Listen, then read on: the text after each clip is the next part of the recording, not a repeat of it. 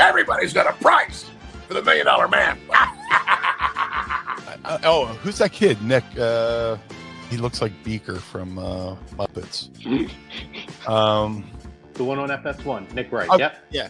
I got something. That's for amazing. him. I did not even. I love that. If I get 5 women and they're all in the same room with me, we're going at it at 110%.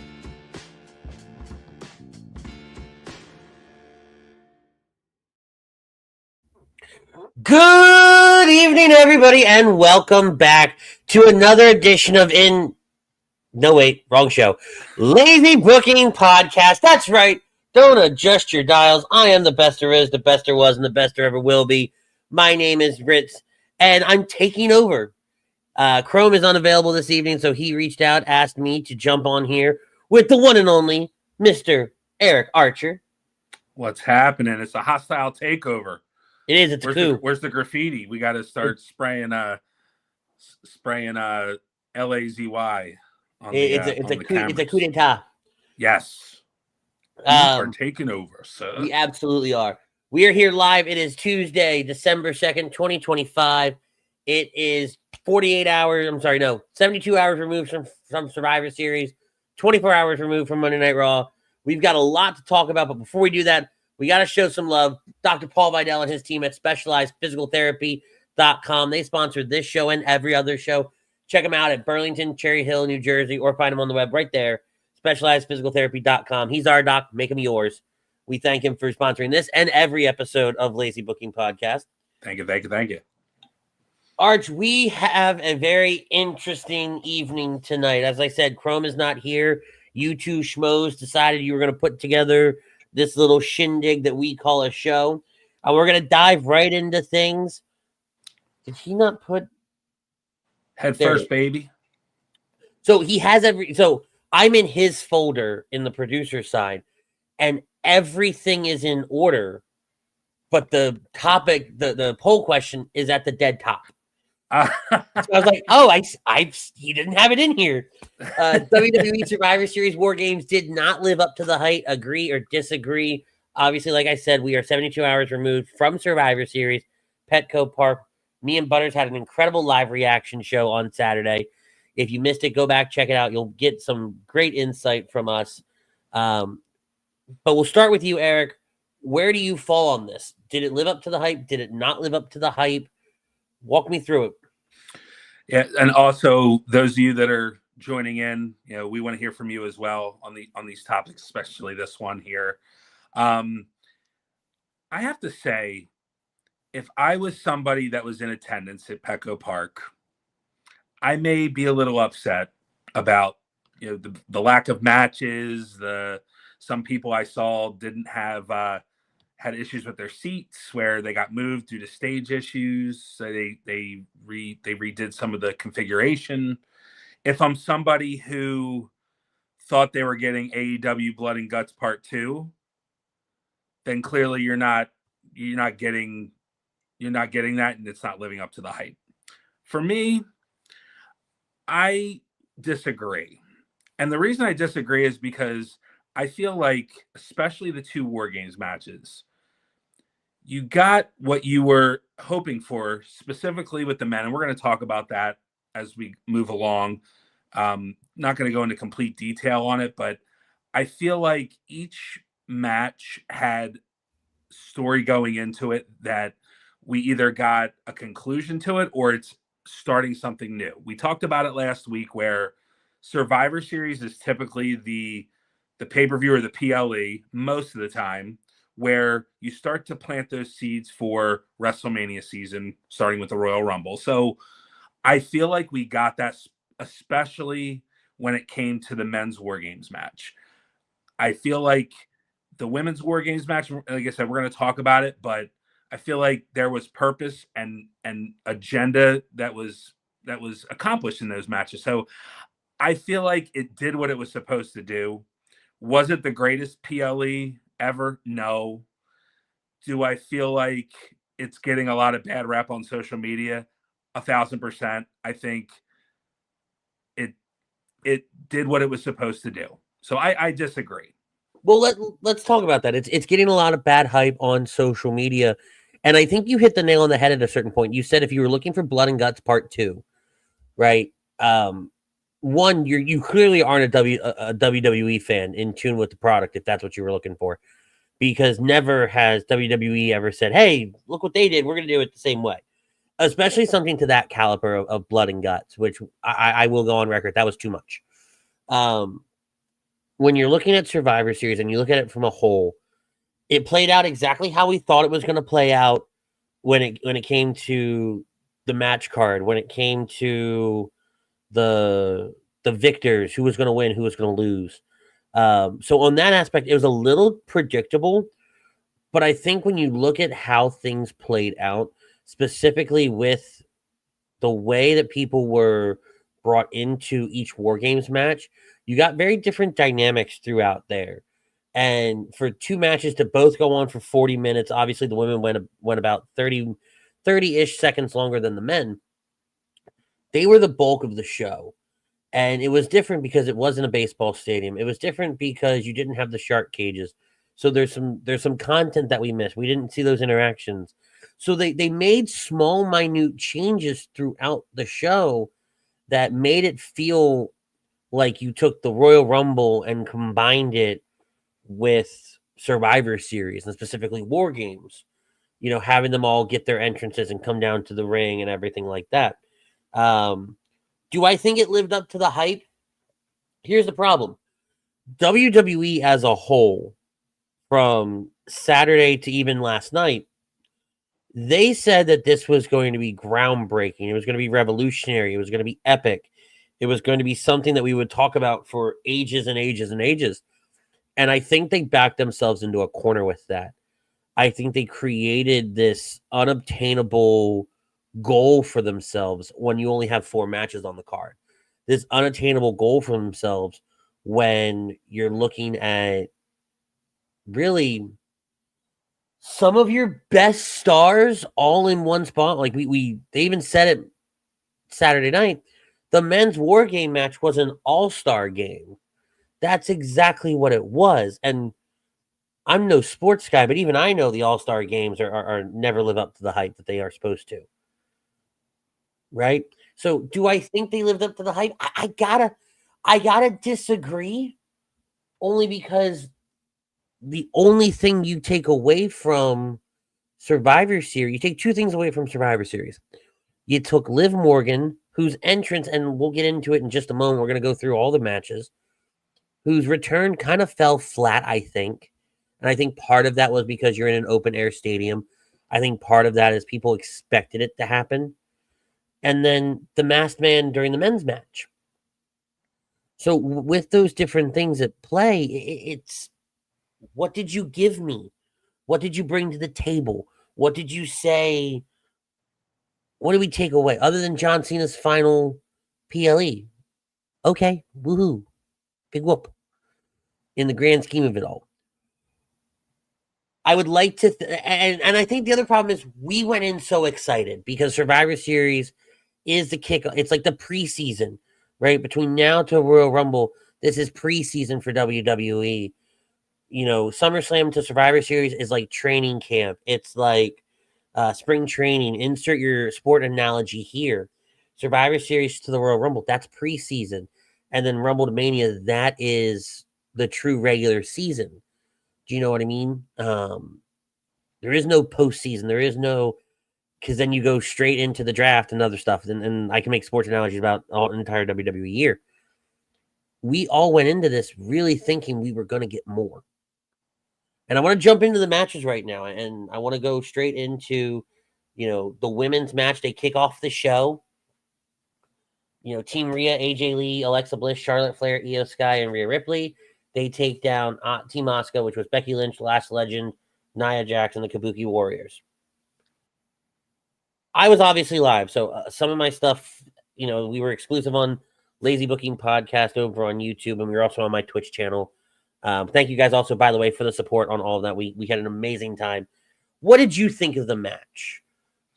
So I think, like I was saying, things that were kind of expected in the match, and we talked about it last week, where at least I was under the assumption that Becky Lynch was going to be the one that was going to take the fall, only because of kind of her story that's been going on with the conspiracy and blaming everybody for kind of starting a downward trend. So I think that in that part of it, it lived up to the purpose. But I think, especially we talked about also highlighting the younger talent, and I think this may have been a missed opportunity to highlight Lash Legend a little more.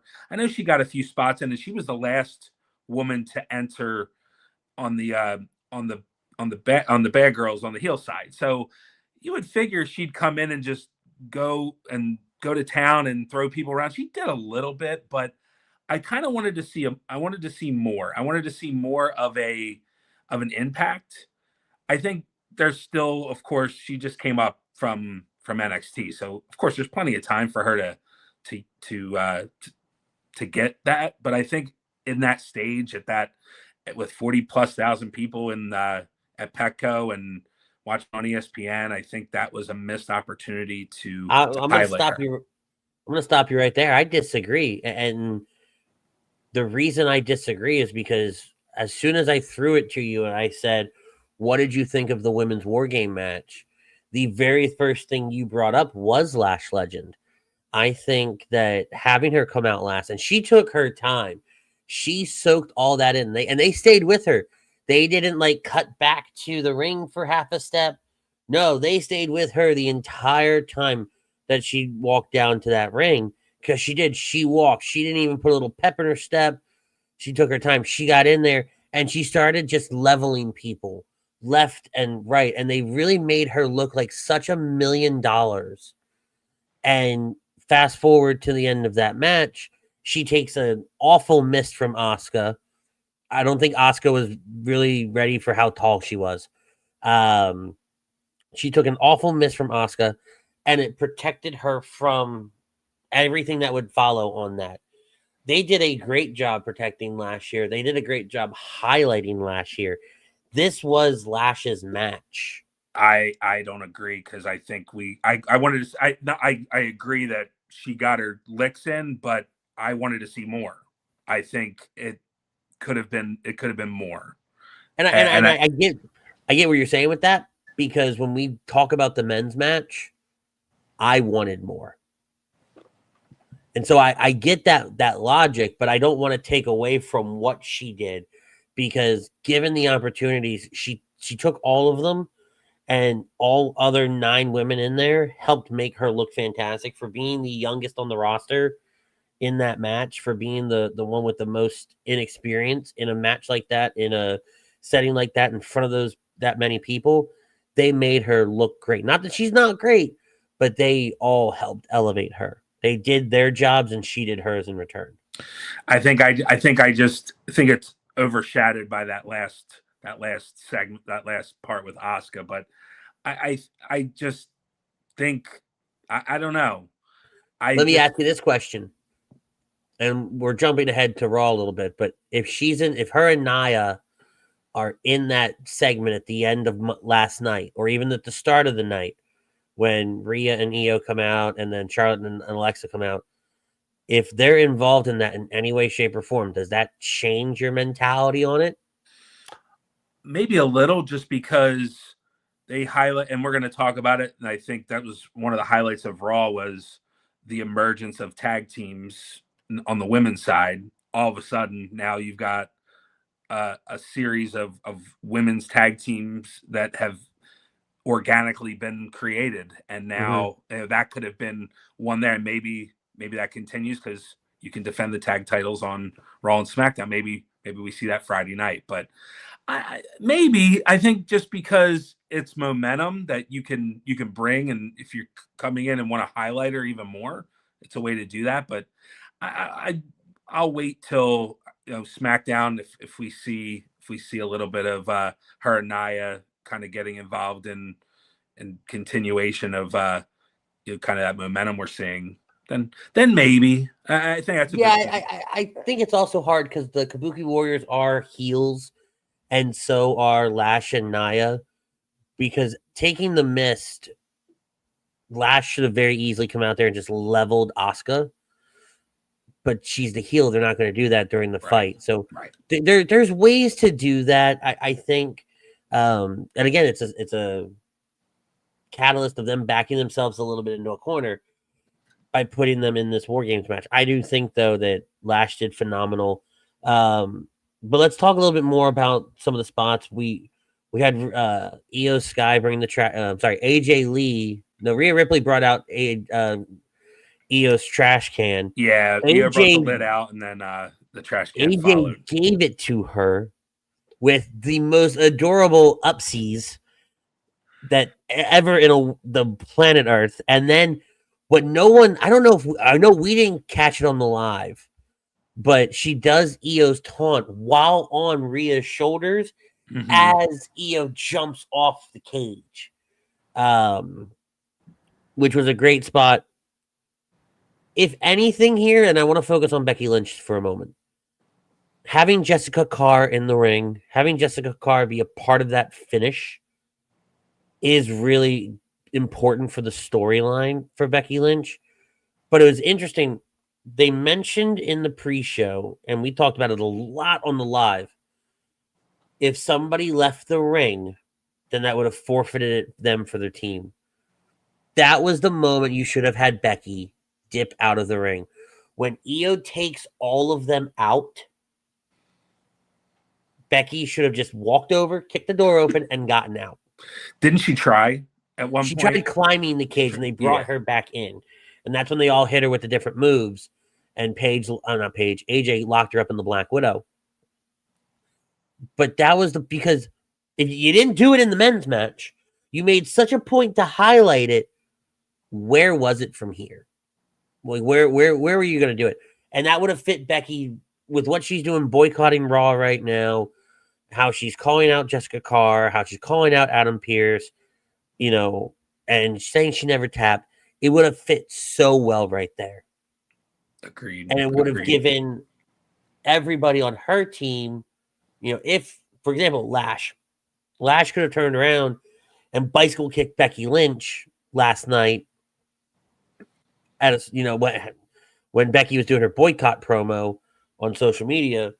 Lash could have cut through and bicycle kicked her or something because she gave up on the team and that kind of dynamic, which would have signaled a face turn. And it might not be all that bad. You don't have a lot of heels over on SmackDown that are singles, and you really don't. True.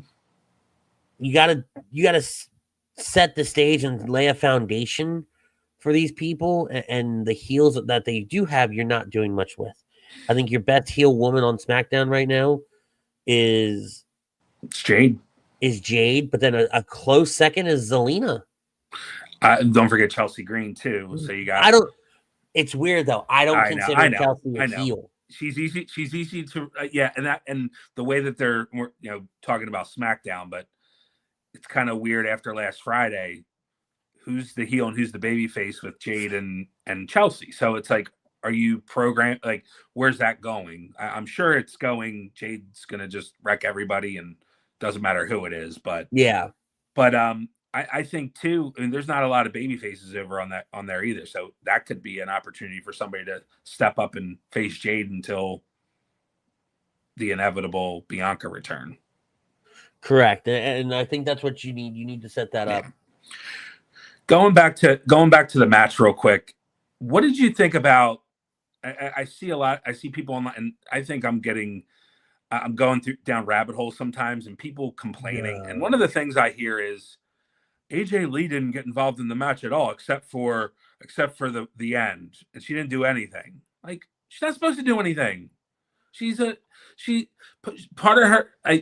I think too, like a War Games match with her, I think it's by name only. Like, she's in it for the name. Like, you're gonna put her in the match not to do like power moves. That's not what she does. She's more of a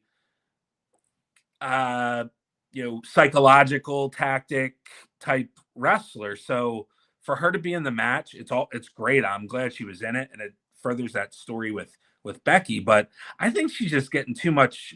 There's just too high of expectations for somebody, especially she hasn't wrestled much in the last decade. So to expect her to come into a War Games match and like wreak havoc is just like that's just crazy. I made the analogy on the live, and I don't remember which match it was, if it was the men's War Game or the women's War Game. You really treat it like the Royal Rumble. So if you think about it, everybody comes down, they all get their 90 seconds, 2 minutes, whatever it is, before the next person comes out. AJ did great in her 2 minutes that she had, right? And then they all kind of did individual things. She was a part of things, but she was a supporting character. Mm-hmm. This was not for her to be the main star of this match. Ultimately, she would be involved in the finish because it helps further her storyline with Becky, which we all know is not truly done, which, by the way, shout out to AJ Lee and CM Punk. Their dog did pass away. I believe it was this morning. So our thoughts and prayers are with them as we go through this, as they go through this, I'm sorry. But this was not hers. This was to further a storyline by using the finish. This match was for literally everybody else. Her and Becky were only in there because Becky didn't do much either. No. Right? I think Becky was supposed to do some more of the spots, but the chain, specifically the chain that Kyrie brought down to the ring, I don't think that chain was big enough to wrap around all three of the faces, so Becky had to hold it. I think that spot was to have all three of them do the drop kick. Because you see Becky's face, she looks a little concerned, a little confused, as, wait a minute, this worked earlier. It was definitely for them. I think everybody was highlighted very, very well throughout that match. I think everybody kept up throughout that match. If I put the two matches against each other, the men's versus the women's, I enjoyed the women's more. And I think it's because it had a better flow, and we didn't leave ourselves going, what the hell just happened? Agreed. Oh, all right. Next, we're gonna skip the John Cena Dominic Mysterio match for just a moment because that's gonna really lead us into some Monday Night Raw stuff as well. So we're gonna go straight to Stephanie Vaquer, Nikki Bella. This was exactly what you thought it was going to be. It was a solid match. I think Nikki showed she doesn't really have the ring rest we all thought she was going to have. And being able to go in there with somebody like Stephanie Vaquer, who comes from a different background than anything Nikki had ever faced in her original run, and is really at her peak at the top of her game. Nikki not being an active star for a long time. I think these two work very, very well together. And I know that this feud is not over by no stretch of the imagination. But it was a good showing for both. And I think Stephanie defeating a Hall of Famer like Nikki, who was a dominant champion in her era, really helped solidify her run as well. Definitely. I also you kind of pointed to the fact they worked well together. I think Stephanie is showing that she can make anybody look good. She made Tiffany Stratton look good with their match a few months back. It was at Crown Jewel, but or one of those. But I think this was the right person for Nikki to get in the ring with. I think Nikki held her own. She did a good job, and not much more to say about that one. I mean, I think you're right. I think you probably get another match out of that before seems like they tease some stuff on Raw, but we'll get into that too. Well, and Nikki I don't know if you saw it on social media. Nikki said, when my face heals, I'm coming after you. Yeah. Because Nikki was playing off the 2 devil's kisses that she got, which, by the way, and I'm not going down the path you think I'm going to go down with this. I don't know if Nikki doesn't know how to take the move. Yeah. I don't know if nobody told her what to do. I don't know if that was intentional for a story. But good Christ almighty, woman, put your hands out. Like her hands were like they were tied behind her back, and her face was just hitting the mat. Right? Yeah. I don't know. There's some of Stephanie's knees there to help prevent that, but There were a couple times I'm like, wait a minute, I think she really hit there. Yeah, it's because sometimes when the woman, whoever's taking it, kind of does it way too much, and this was not enough, or not at all. And I don't remember who it was, but I remember one NXT, Stephanie did the move to somebody, and you hear Stephanie go, "Put your hands up." So we didn't hear that on Saturday because I had audio all Saturday in my ear. We never heard that, which I thought was interesting. So I think there was a little bit of story behind that. I at least hope, because to take that a little unprotected is crazy. Yeah, and if it has to do with it, hats off to Nikki for taking that.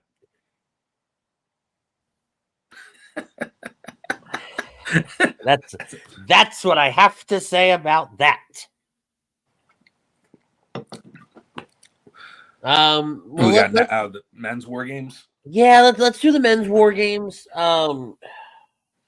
This frustrated me so much because you literally have all of your top guys in this match. You have both of your world champions. You have easily first ballot Hall of Famers in Roman Reigns and Brock Lesnar. You have Drew McIntyre, who's been on top of the world for years. Jey Uso, who's been so important these last few years. Logan Paul, up and coming, but such a social media darling, infamously darling, right? We all thought Jimmy Uso was going to take the L here, number one. That's why he was in this match. Of all of them, he has the least impact. He's always been a supporting character. But you have Punk take the L from Braun Breaker. Okay, I did say it. If we were going to do something with Braun, we were doing it at Survivor Series. So at least I come out right on that. But then you throw this mysterious figure in the fray, and he hits a perfect curb stomp. I mean, a perfect curb stomp on Punk. And now you're trying to tell me it might be Seth Rollins. At least on Raw. That was the Adam Pearce bit. Oh, wait. You didn't tell me who it was at all.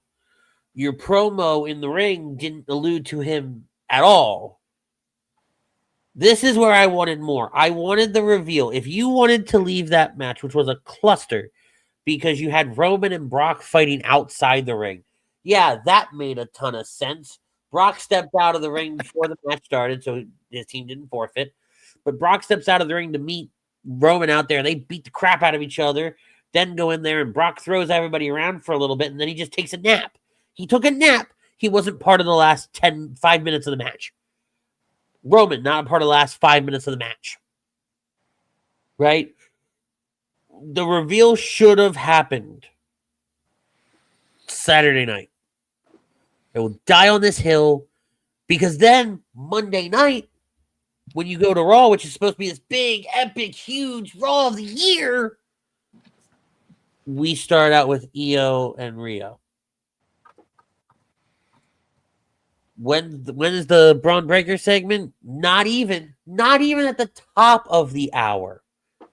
It's at the bottom of the first hour, rolling into the top. What? Oh, and we don't mention it at all.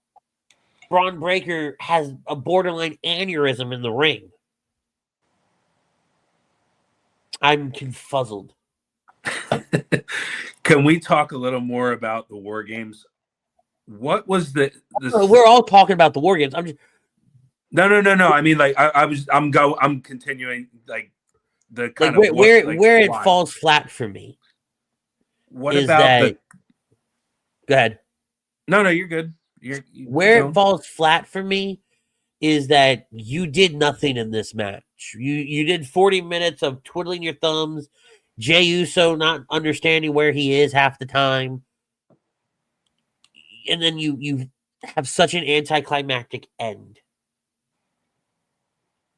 And then the bit after with Roman and Punk I mean, Roman and Cody, this is the last time we team up. And like,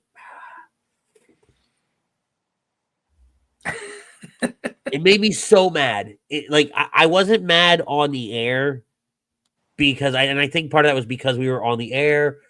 I was enjoying doing the live reactions. We had a good time. It was a great show. I've had time to think. And the match pissed me off. Go ahead. Of course, Brinkman thinks it's a solid pay-per-view.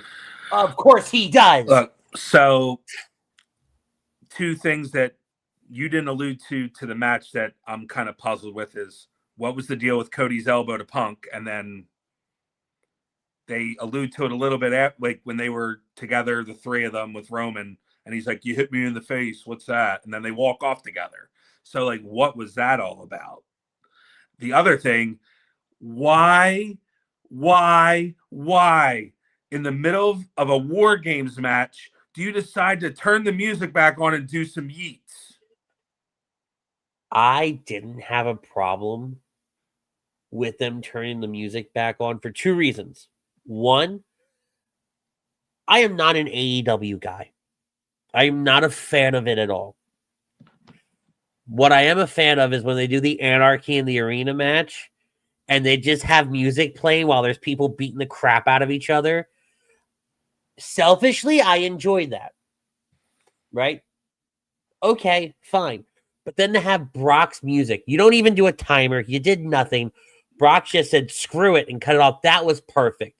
That was a great setup for Brock Lesnar. It was his way of saying, screw your rules, screw everything. So it served a purpose. Now, if they got through it and nothing happened and Brock didn't come down to the ring or whatever have you, okay, fine. I'm pissed. But I think here it served its purpose. You're talking about missed opportunities and Roman not being in the match 5 minutes, but you're okay with that? You're okay with 3 to 4 minutes of music playing that they're doing nothing? We got Punk playing air guitar. I mean, first of all, air guitar on a chair. You're missing parts of the, like, that's opportunity that you could have had another spot instead of for the live crowd. Cool. Like if I'm in the crowd and I hear that, great. But if I'm watching it on ESPN or Netflix or whatever, I'm like, what the hell is this? So two things, right? One, I think some things should be for a live crowd. Do it for the sake of having the live crowd.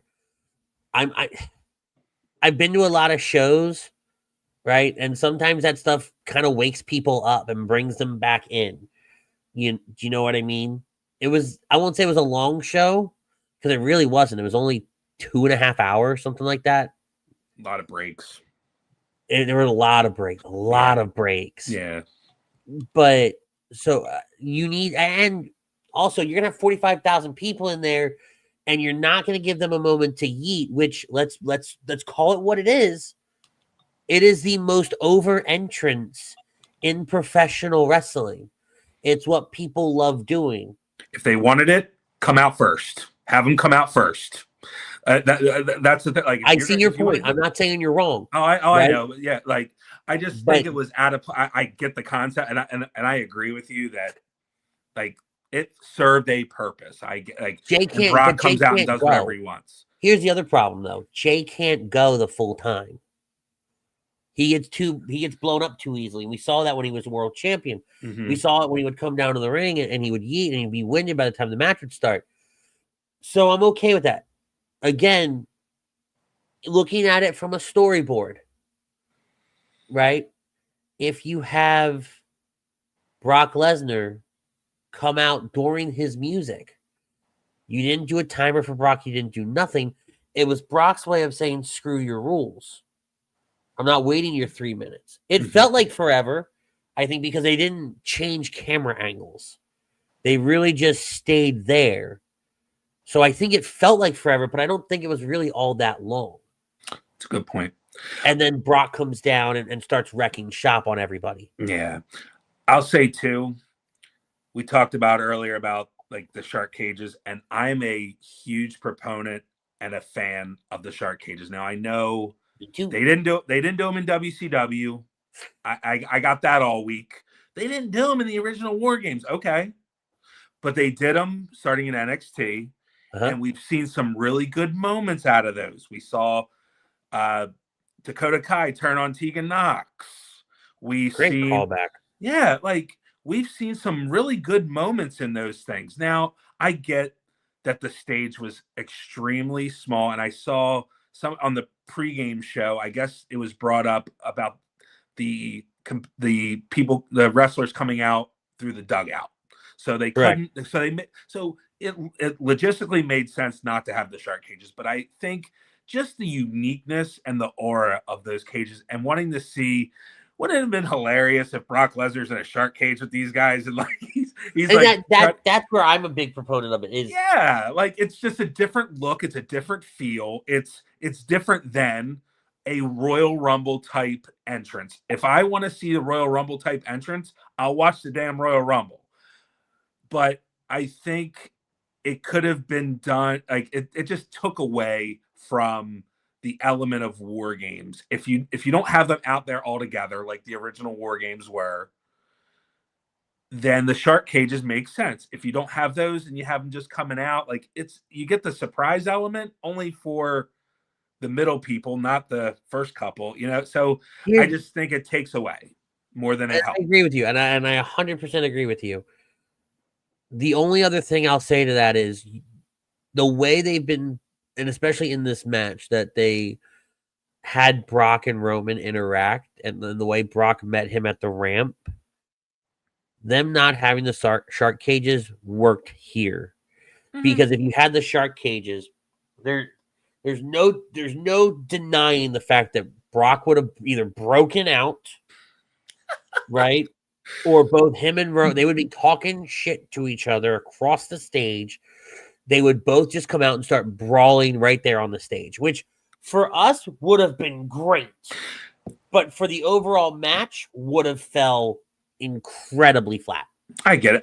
I would have had, if they had the shark cages, I would have had them two come out first and then just brawl and do the same spots that they did in their part of the match, right? Like I thought there was a light. So if you watch it back, they do a hard cam shot where there's the ring and then there's the ramp. Here's the stage. There was a light shining down. It was a golden light shining down on what I thought was a platform. And I didn't say it out loud, but in my head, I'm like, maybe that's where they're putting the cages. Because I didn't watch the pre-show. I had to work. So I missed all of that. And I'm like, maybe they're putting it right there. And obviously they didn't, but that would have been cool to have them kind of like one on one side of the crowd, one on the other side of the crowd. They come through the crowd to get into the match. Could have been something different. Definitely. I agree.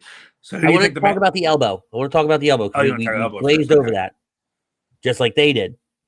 I think in the moment it served its purpose to kind of tell that everybody doesn't fully trust each other on this team. And then I think we're going to see that long term as well, because I think we're getting some kind of triple threat between the three of them. It's going to be weird because I don't think they're going to unify the titles again, but I think we're going to get some kind of weird triple threat or instance where Cody would fight Roman and Punk and all this stuff would stack. So while I don't think I know we didn't see a payoff right there in the moment. Don't forget about that moment because I think it's going to have some kind of long-term effect. And we've seen those seeds planted with them too. Just little things like Monday night about who QB1 is. Oh, you're on my show. Like little breadcrumbs like that that'll add up at the end. And I agree with you. I think the key is, and I think your point is valid. How do they get there, right? And I was a little surprised, but happy. And we're going to talk about it with Raw, where that match is going to happen sooner than the Royal Rumble. So there's opportunity if that's the plan for Punk to drop the title. there is a way to get there if they really wanted to. But yeah, and it was nice to have them not have that synergy coming in, because we knew that the bloodline, or so I'm going to refer to them, there would be synergy there. It was nice to show that, hey, all this smack talk that we'd had earlier in the week didn't kind of go away just magically, and we're all operating at like a well-oiled machine. So I was okay with that. All right, let's go. Let's talk about the John Cena Dominic Mysterio match, because I think that's going to carry into everything else that we have. Yeah, we're seeing a lot in the chat about Dom and Liv, so we're gonna dive into that. So John Cena drops the title to Dominic Mysterio. Again, I'm okay with that. I wanted that. I asked for that, because it means that the last time is now tournament finals. I mean, the match at Saturday night's main event, it's not for the Intercontinental title. Right. We didn't want that. We're cool with that. Here's the part that has me perplexed. And I know you guys went off yesterday. You and Chrome did, talking about, Sunday, talking about how Raquel and Roxanne came down to the ring with Dominic out the gate. And then you had Finn and JD come down halfway through the match. They never explained how we're all back on the same page again. Yep. Why? Like, I was fine with the match that night. When it all went down,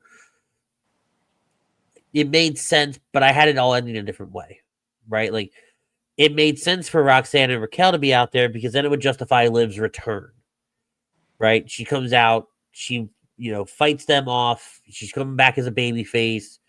She costs Dominic the title, revenge for forgetting about her and ignoring her and letting the Judgment Day fall apart. Like, all of that made sense. Then you had JD and Finn come down.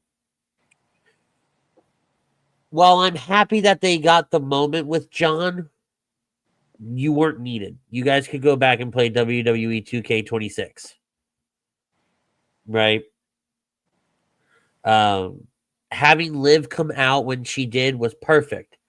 Having her come down and seemingly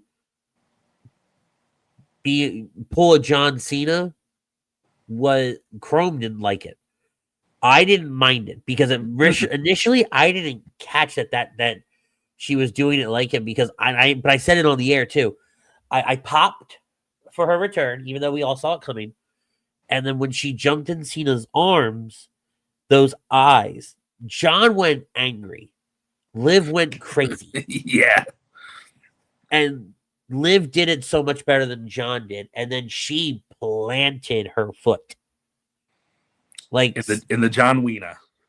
Like the John Wiener. Like, there are NFL teams watching that back and going, we should sign her. Here's looking at you, Eagles. There you go. Jake Elliott's out of a job. But then you have, there was nothing wrong with the match. I thought they put on a great match. Mm-hmm. I thought they did. The wrestling in it was great. This is where we transition out of Survivor Series, and we kind of go into Monday Night Raw, where Liv comes out, after Dominic does his little bit saying how he beat John Cena. He should be the greatest of all time, greatest Intercontinental Champion of all time. Liv comes out and she says the Judgment Day has become weak. The Judgment Day has become soft. We're going to take back everything we lost. This was where you set up that civil war. She should have, in that moment, kicked somebody out of the group. And I thought it was going to happen. You and I both. It didn't. I'll say this. I think after what happened on Raw, I kind of understand the Judgment Day all over that match, I'll say. And I think because of where they want to go with Judgment Day, that was kind of the purpose of all of that. I was fine with Raquel and Roxanne out there, but I think you and I talked about this. We kind of assumed since those two were out there, because they really weren't coming out for any of his matches in recent weeks. So with that, it kind of gave it away that something was going to go down. Maybe Liv was coming back. And then when they got kicked out, which I thought was great. I thought that sequence was great. I thought getting Pop Rocks in and getting the power bomb in, and good was for John. Good for John for saying, "Hey, let's give them this moment." Yeah, absolutely. And I think that's the intention of maybe overbooked, as our pal Chrome has said about this match. What does he know? Maybe overbooked, but served a purpose for what happened on Raw. But also, I'm sure Cena was like, "Get all these guys in here. Let me sprinkle that Cena dust all over it and make them look good." Yeah. So now with Liv coming back, I liked it. I thought it was extremely well done. I think, and I said it last week. I thought Dom would win, not clean. I figured it was going to be some shenanigans, and lo and behold, Liv's back. Now, to your point about Raw, I thought Liv was, because you kind of they teased it a little bit too. If you watch the pre-show. Not the pre-show, like when they come out and they're walking into the parking lot, Liv says hello to everybody except for one person, and that was Roxanne. So I'm like, she's gonna come out here and say rent's due, and that's it. She's out, and didn't happen. Now, what happened at the end of Raw? I guess maybe with long-term storytelling, maybe. Because we kind of see who's leading Judgment Day now. It's not Finn Balor. Not even Never close. was. He's like the third person now. It's Liv and Dom that are now the leaders of Judgment Day. It's a foregone conclusion. So maybe the long-term storytelling is we're gonna destroy it from within and start our own thing once we take care of the excess baggage. But maybe, I don't know. It was also interesting. You talk about the promo on Monday night. It took her forever to mention Raquel, and it felt very off. Mm-hmm. I think the more we talk about it, her not acknowledging Roxanne, her giving Roxanne the title and raising their hand, I think that's her saying, "Hey, you know what, Roxanne? You were just a pawn in this. You were brought in to by somebody else to try to take everything away from me. We can't fault you for that, because then when I went down, you stepped up and tried to hold on to, keep this thing together. But there's been one person pulling the strings from behind the scenes that has been wanting to see everything that we've worked so hard to build fail, and that's Finn Balor." And I think that's a way to, because ultimately it's going to be Liv and Dom versus Finn in some aspect, right? JD McDonough's been getting the rub from main event guys to, kind of elevate himself and prepare him for a singles run. Because I think when he sees that there's dissension between the two, I don't think he takes any side. I think he beats up on both of them. And I think it does a triple threat between those three. And I could see JD walking out with the title. But that's wishful thinking. But this is ultimately going to be Finn versus Dominic. I think it's also going to slightly turn into Raquel versus Liv. And, or at least Liv and Roxanne. Maybe it's kind of just like a smoke screen for, hey, I saw what you were doing. I saw you were trying to take over for me. I saw you put my picture in the back of our clubhouse, trying to forget about me. Well, guess what? I'm back, and I'm gonna act like I like you. Here's your tag title. Close, but your enemy's tag title, and then I'm gonna throw it in your face.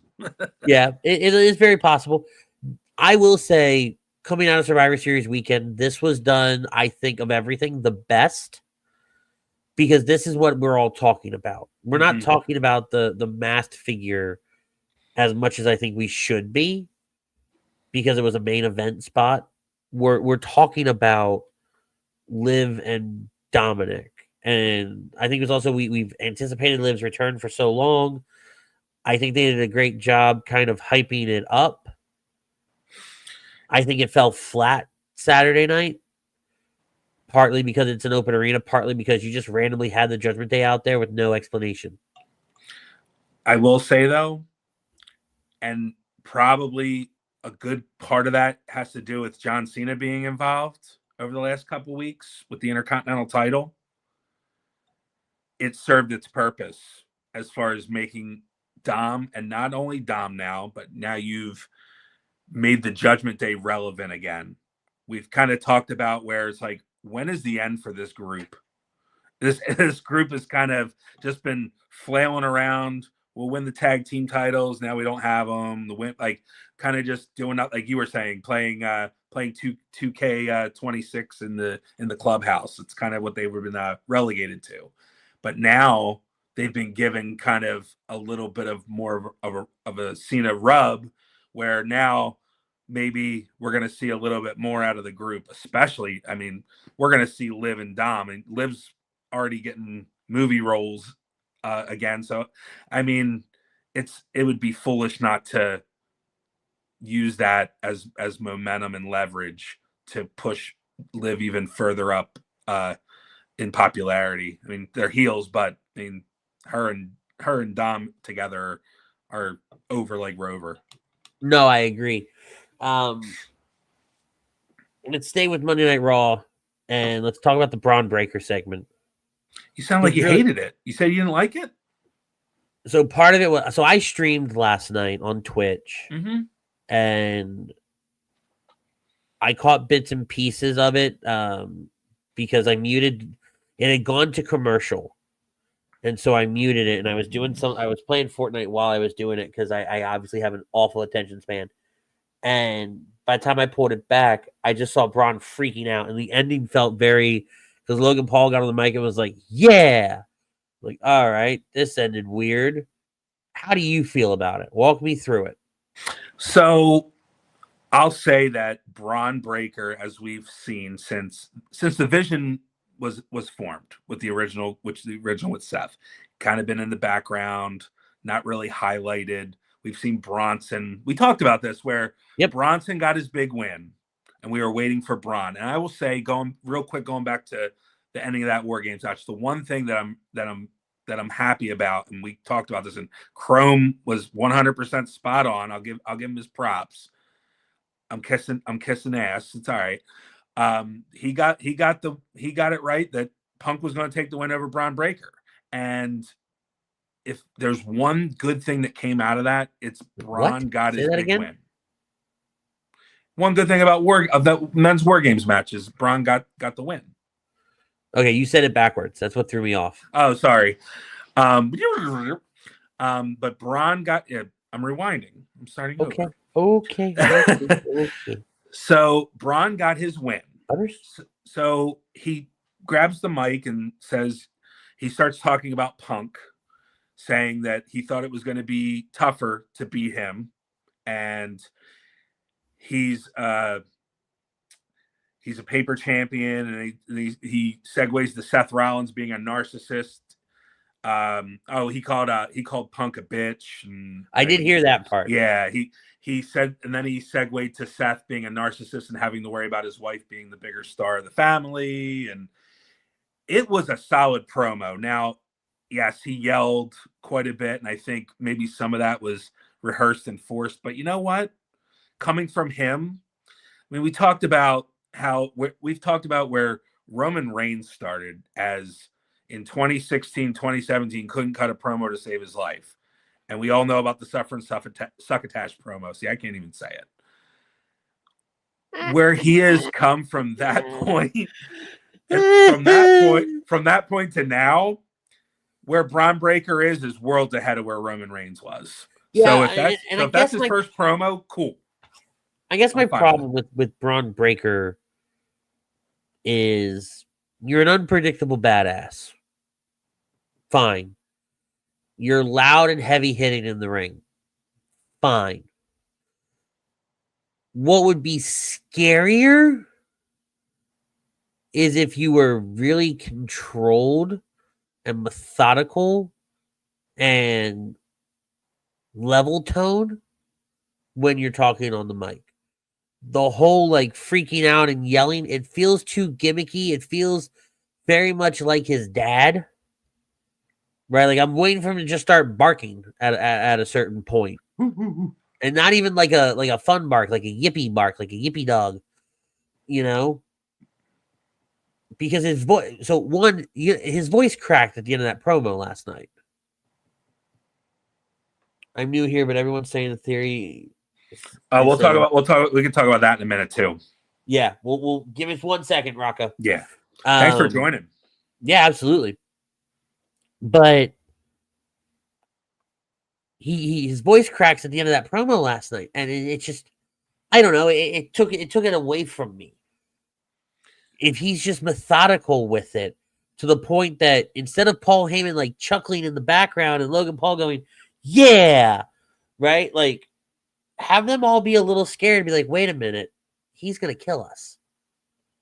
That would be better for his character for me than the yelling. Because then after a certain point, I'm like, all right, I don't need to listen to you anymore.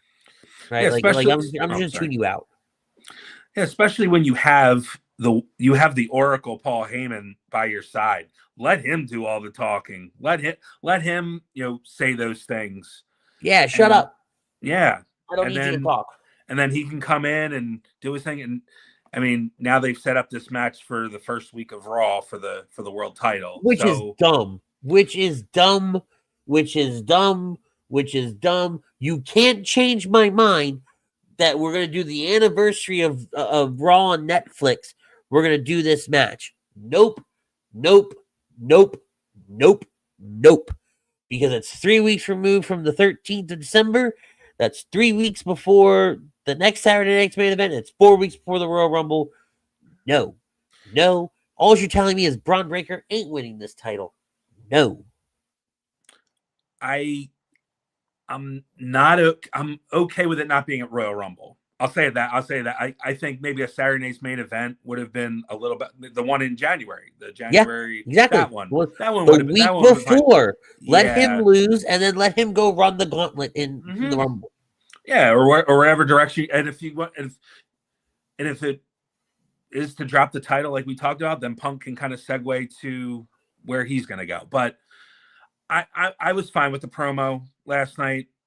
In general, I think it served a purpose where, all right, he's definitely in the driver's seat and he's gonna get the next crack at Punk. But I think you hit it on the head where it's like on the first Raw, like I don't think they're gonna do a title change unless, and this is for lack of a better term, theory, because maybe we'll segue into the masked person. I don't think we see that masked person again until that match. And that's fine, because then that means that it's related, it's surrounding the Vision, and it's surrounding Braun Breaker specifically. Let's go right into it. I'm new here, but everyone's saying theory, me included. But but remember, Paul invited someone to the Vision that refused. What if it's Sami Zayn? That's not the first time. Rocca, thank you for joining us. Make sure you drop a like, subscribe, share us out, let people know. Also follow us over at Lazy Booking Podcast on YouTube as well. I've seen Sami Zayn a lot thrown around a lot. Who? Huh? No, I'm saying I said it too. No shit. But you want your cookie? Here's your cookie. Yeah. I've seen it said a lot, and I don't take an issue with that. I don't mind it being Sami Zayn because there is that history there where Paul did approach Sami and did try to bring him into the Vision, and they got rid of Seth, and so it's a different Vision now, and trying to frame Seth and frame this person in this limelight of wanting to elevate Braun. The problem with it being Austin Theory is if you bring Austin Theory back now after him being out for so long and how Grayson Waller just buried him, and then he came in to do this spot and all these things. You would expect Austin Theory to go right back to the mountaintop. We'll go right to the mountaintop. I'm sorry. Whereas it would overshadow Braun Breaker. The only way this works is if you bring in Austin Theory and then you have Seth come back, and Seth was sent there. I mean, Theory was sent there by Seth to not humble, but sabotage the Vision so Seth could come back and capture the title at WrestleMania. Like there's a million different ways to play that. I'm nervous about it. I'm nervous with whoever it is, unless it's Seth. It's got to be the right guy, and I think you saying that it should have been done at Survivor Series. If it was Austin Theory, I'm glad they didn't do it.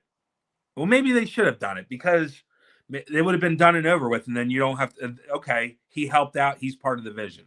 But now, because it's now been kind of stretched out, and it seems like, and I don't think that we're going to find out who this guy is for a while. Maybe that first match. That world title match, or even further, maybe Royal Rumble. But this person now, I don't think it can be Austin Theory, because the last time we saw Austin Theory, he was in a tag team, a very unserious tag team, and was all the way at the bottom of the card. You reveal him as this guy, you think anybody's going to really care? If they would have done the reveal Saturday, I think it would have popped and the place would have lost their mind. I don't disagree. I think that was the right spot to do it. But I Ducks think also, suck. Hey, Brian. Ducks suck. I don't know if him being the long-term storytell of this guy. Now, people are like, oh, he's too muscular to be this guy and too muscular.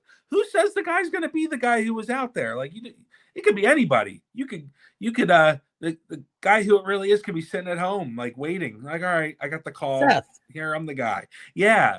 And then you see the only thing I like about it is, and the announce team did a really nice job. It's like they teased it that it was Seth Rollins. They were like, oh, he's doing Seth's moves, and he did the curb stomp. I think that's creative. I think that's because you're playing off of the leg last time. Like, oh, he's doing it again. He's gonna get us again. He's not getting us this time. They furthered that with Adam Pearce the next night on Monday Night Raw, right? Saying, hey, he heard Seth was walking around without a sling. Mm-hmm. Cool. Awesome. Yeah. I hope that it's worth the wait. I would just say, like, if it's Austin Theory, I'm gonna be kind of disappointed, because if it's Austin Theory, it should have been revealed Saturday night. Agreed. Because I legitimately think he would have gotten a killer pop. And we would have all been saying, what is Austin Theory doing with the Vision? Yeah. Why is he helping out Braun? Why? Mm-hmm. There would have been a lot of questions. You do Austin Theory in 2 months to Royal Rumble, we're all going, well, yeah, no shit, we knew it was him. Yeah. Can I talk one more thing about Raw real quick, and then we can go move on? Yeah, we gotta blow through these next two. How about that promo, that segment with Maxine and Natalia and Natty? Loved it. Oh my God, that was awesome. Loved it.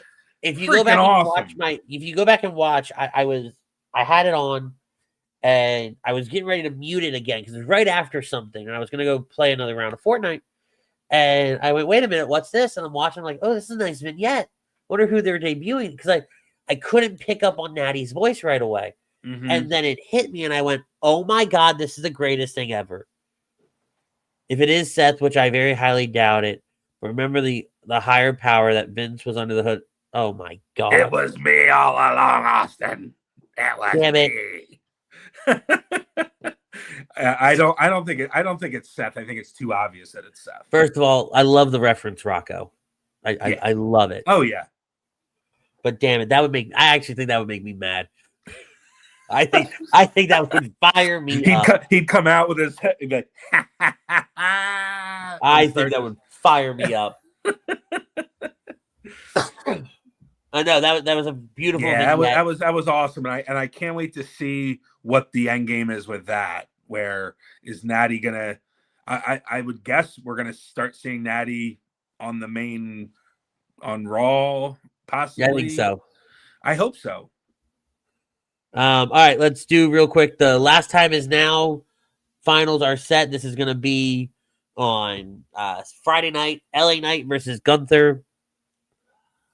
I mean, it's anticlimactic if Gunther wins. I'm sorry. I know. But oh God, here he is. Here he is. Guys, I don't hate a being theory, but to throw out another theory, he couldn't pass that up. You can tell the person is definitely built. No way it's Sami Zayn, but what if it were Trick Williams? Why can't it be Sami Zayn? What's he doing right now? Not doing anything. Hold on. He's doing This anything. jabroni might be onto something. I could see Trick. Sure. Or Oba. I could see Oba ain't jumping like that. Oba's too all right. So we all said the guy's muscular, right? Oba's built different, man. Oba's like a Brock Lesnar. Like you could have never you'd have to I'm okay if whoever did the move Saturday night is not ultimately the guy who they reveal. But you can't have that guy go out there and do that move and then try to tell me it was Obafemi. I know. But I'm so the Sami Zayn argument, it's kind of like it's already surpassed where he's going to go with this character. And he still doesn't have that big run yet. He got close, but I just like for storyline purposes only, I think Sammy would be a perfect person to be put in the Vision. But I would also not be opposed to having somebody new and up and kind of like the Vision. We see it like now Logan Paul's part of the Vision. So like it's going to be all these up and coming stars that Paul Heyman's going to build is his vision. So Raga says that Gunther versus Solo match shocked me, being heel versus heel. Solo's match best. Oh, we didn't even talk about that match. That match was awesome. That match was great. Yeah. But I was really hoping that Solo was going to win and we were going to do something a little bit different than what we all thought, where it being LA Knight versus Solo instead of LA Knight versus Gunther. I'm glad Jey didn't win. I'm glad we didn't run Gunther versus Jey again for the umpteenth million time. I know. I'm gonna eat crow. I know Gunther's gonna win on Friday, but damn it, you'll see me very happy, man, if LA Knight wins. Because I don't want it to be this predictable. I don't know if this is the right move to have Gunther face Cena. Can you put Chrome's comment on the screen? No, screw that guy. Let me just say that, and I 100% agree with being the best match of the tournament. But let me just put in perspective here. Gunther has had 3 fantastic matches in this tournament. So in the mindset of if it's going to be Gunther, he has absolutely deserved this opportunity. But I don't think he needs it. I don't think he needs it. Thank you. I think out of the two, LA Knight needs it. LA Knight needs something. The guy just keeps losing. And after a while, he's going to have the jersey. You did Cena Solo at WrestleMania. I don't need you to run that back. Right? Let's do this. Let's do LA Knight versus Cena. Doesn't need to be a heel versus face, face versus face. Don't care about any of that. This is truly just let somebody go out there and showcase what they can do. Absolutely. The problem is with Gunther not Gunther, I'm sorry. The problem is Gunther's ending, the way he ends a match is so unpredictable. While I don't think he's going to win, right? Like I want the ending to be that high pop, that high energy, that 1-2 place goes nuts. I think Cena's going to win here because he didn't win his first match. The only thing that I can see is what they're going to do with Gunther is this. If Gunther is the guy and wins the tournament, I think that is a good good callback as well. Where's this guy been? This is great stuff. Rocco, you the man. But Gunther, I think if he wins this tournament, I think the next guy, I think this is the opportunity to turn him into a babyface. You gain the respect of Cena. You shake his hand after the match. You do all that pop and circumstance. Cool, he's the next guy. I think the next guy he's got to face is Brock Lesnar at WrestleMania, because Brock was the guy that destroyed John Cena at WrestlePalooza. Brock Lesnar's like, hey, oh, you thought you won this tournament? If I was in it, I was going to win it. And you've set up Gunther versus Brock Lesnar for WrestleMania. You don't like it? You don't like it? We've been wanting to see this. I don't know if I don't like it. That's a little bit of a stretch. But you think about it, Gunther's not going to be in a world title match at WrestleMania. Based on who they have on the card, right? Who they have lined up right now, I don't see Gunther getting a world title match at WrestleMania. You got to give him something, and I think that's a dream match that I think it's only a matter of time before Lesnar. They're just going to throw each other around. No one's going to do anything. I love LA Knight, but his style isn't great for Cena either. He's generally very technical, and I think both of them would be slow, and whoever he faces, I ultimately want to see Cena look great. Yeah, I agree. I mean, Gunther's made 3 guys look great already. He's made Goldberg look great. What he made Akira Tozawa look great. Like Gunther can make somebody look amazing. I won't deny that. I won't take that away from Gunther. Right? He's very, very good at what he does on both sides of the ball. But will it hurt Gunther coming back and losing that? The only way, unless it sends him into a realization, like it humbles him almost. Yeah.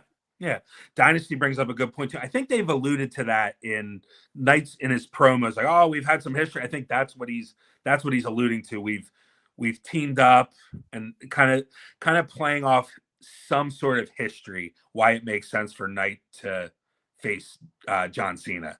I think that's been brought up briefly during some of Knight's promos. Yeah, no, I get where Dynasty's going with that too.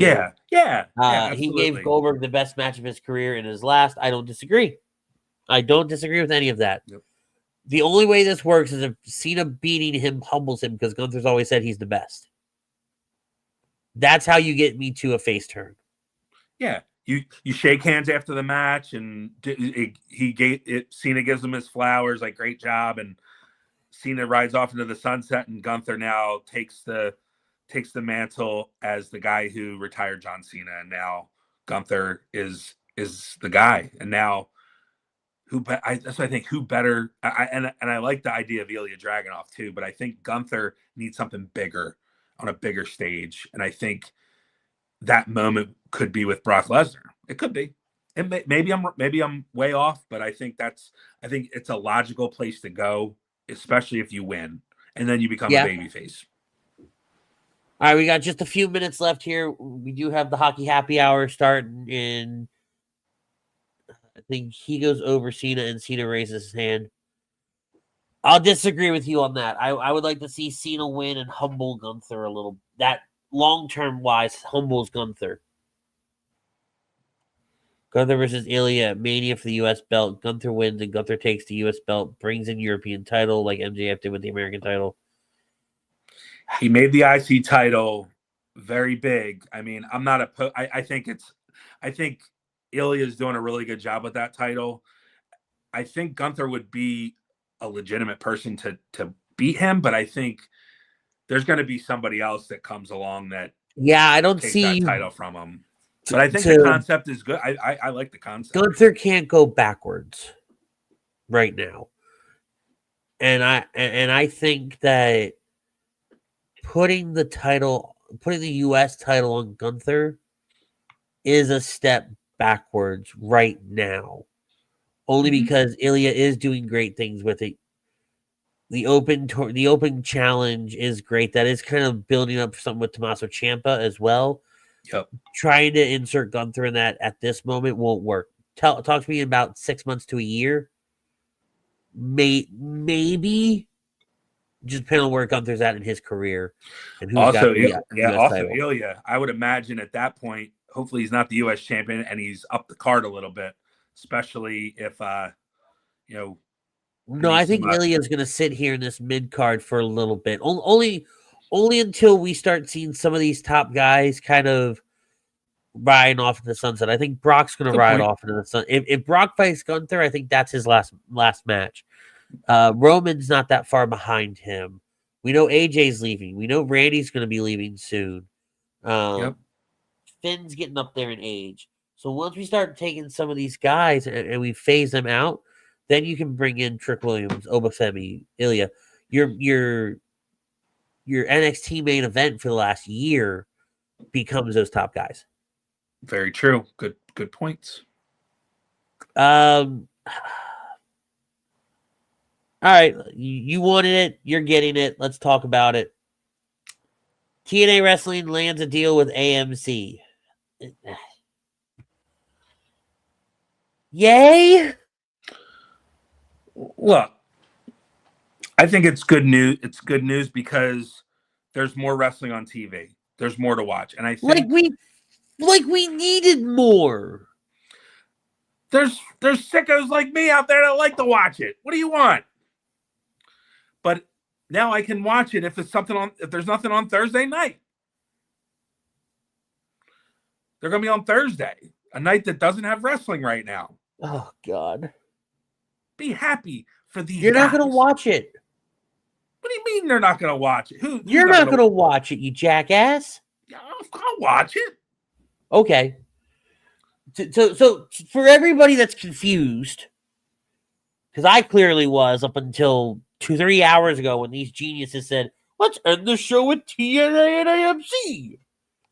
AMC Networks and TNA Wrestling today announced a multi-year agreement to bring TNA's flagship weekly television show, Thursday Night Impact, to AMC, TNA's new television home in the U.S. The TNA-AMC partnership kicks off live from the Curtis Colwell Center in Dallas-Fort Worth Metroplex on Thursday, January 15th. Mind you, Impact will be a 2-hour block. It'll be from 9 to 11 on the East Coast. The agreement also extends the weekly telecast to viewers on AMC+. And this is another way for WWE to get on in another network. Let's face it. The only reason they got this deal is because WWE is involved. So it's another opportunity look at it from a business point of view. Don't even look at it as from a fan's point of view. Look at it as an opportunity for business in a business that if I can have my product and my people on and I don't have to pay for it, all good. Yeah, it's an opportunity. I think it's calculated by WWE, but it benefits TNA. It benefits more guys that are going to be able to showcase what they got. It's always good to have more wrestling on TV. I think it's for AMC to pick this up. Wait until you have to start figuring out how to build your show out. Oh, so I'm gonna be doing. So Yvonne told me to do Impact on a Thursday night after show, starting the Arch, baby. Yeah, wait until you're damn it, what do we focus on this week? What do you want to talk about? It's good because it shows the value of relationship with WWE. TNA has upped their profile and gotten attention. Don't get me wrong. I'm not taking away from TNA. I think it's very good for them, right? I know TNA president Carlos Silva has said that the relationship with WWE will continue and the storylines will continue and keep going forward. There was some confusion. People thought that by taking this TV deal, it was going to end the partnership with WWE and TNA. That's supposedly not the case. Chrome says WWE showing other companies that a relationship with them is extremely beneficial. AEW hasn't been able to have this kind of spotlight for the other companies because AEW is garbage. I said it. I meant it. I will die on that hill because I haven't done this in a while. That black shirt wearing jabroni, black sweatshirt wearing jabroni just wants to sit there and play action figures with daddy's money. My soapbox, right. Let's stick to it. TNA is now the Walking Dead of wrestling. Ha! Ha! I like that. Chrome alluded to it actually a little bit ago because we are going to wrap some things up here.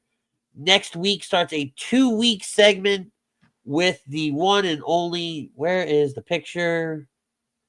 Not where's the picture? Vince Russo. He's coming on. I couldn't the show. find the picture. Leave me alone, man. Yes. Vince Russo will be here next week with Chrome and myself. We cannot wait to talk about the John Cena Last Time Is Now tournament, as we will then know who John Cena's opponent is, either Gunther or LA Knight. So we're going to take a look at that. We're going to preview his final match on Saturday night's main event. We may ask him a few questions here and there about his new venture, which he is now an on-screen character for JCW, and I saw he is a benefactor or something. I forget what they're calling him. They're calling him. He's funding money to help JC Ice of. Anyway, yeah, Vince Russo will be on for the next 2 weeks, December 9th, to preview the final episode. Not final episode. John Cena's final event, Saturday night's main event, and then he'll come back 1 week later to recap everything, put a beautiful bow on it. And where does John Cena really sit among some of the greatest professional wrestlers of all time? This is going to be Vince Russo from Vince Russo's The Brand of WWE and WCW TNA notoriety. Screw his time in TNA. I'm kidding. Rocker says, I'll sure be back before I leave. Favorite era of wrestling for both of you. Attitude era from promos aspect, current era for wrestling. I'll go back and watch a lot of Attitude era promos. I can't watch any of the wrestling. I like I'm like when I first started watching 91, 92, even though it wasn't the greatest like product looking back, but it's just sentimental to me. But I think an underrated time for wrestling was that SmackDown era of 2004, 2005. There was some amazing talent, amazing matches on SmackDown. If you get time, go back and watch. It's pretty. That was when you had Taker, Eddie, Edge, Mysterio. SmackDown. They were like the SmackDown 5, whatever it was. Yeah. But we are going to get off here. Hockey Happy Hour will be starting, I believe, I think it's at 9. Yeah, so it'll be in about the next hour. Take a Hockey breath. Happy Hour will be here live on HD Radio. Guys, make sure you're following us on Instagram, HD Radio, and also follow Lazy Booking Podcast. Check us out on YouTube as well. Lazy Booking Pod TV. We got some exclusive stuff coming out. Also, tune into HD Radio for so many more coverages, whether it's Eagles Talk, Flyers Talk, Sixers Talk, HD Wednesday night, whatever fills your fancy. You can find it here on A2D Radio. This was a hell of a time. If you didn't, also, by the way, if you didn't catch Chrome yesterday with the Blue Weenie, that is in the HD archives as well. We want to thank our sponsors, Dr. Paul Vidal, Specialized Physical Therapy, LLC. Check him out on the web or in his locations, Burlington and Cherry Hill, New Jersey. He's our doc. Make him yours. Ladies and gentlemen, this was a hell of a show. This was a lot of fun. Thank you, Chrome, for allowing me to step into your shoes and take the reins of Lazy Booking. It was great to be back on the HUD airwaves as a host. Arch, this was a lot of fun. You're actually not as bad of a co-host as I thought you would be. Well, you got to start somewhere and work your way up. So I guess I'm working up the ladder, you know. Yeah, but, no, this was a lot of fun. Then again, the Butters set the bar kind of mid. No, I'm kidding. I love Butters. I love Butters. I love you guys have good chemistry. I said go back and watch that summer or Survivor Series watch along. That was great, and I want to be in for the next one. But we are gonna get out of here, guys. Until then, tell somebody you love them. Peace, love, and joy. We're out. See ya.